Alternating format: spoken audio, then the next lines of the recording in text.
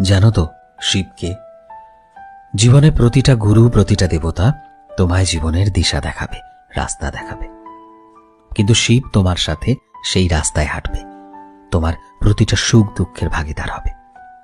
জানো তো শিবকে? শিব তো সেই যে তোমার ভেঙে যাওয়ার পরও তোমায় বেঁধে রাখে। যখন পুরো দুনিয়া তোমায় ছেড়ে দেবে, তখন শুধু একটাই নাম সাথে থাকে, মহাদেব।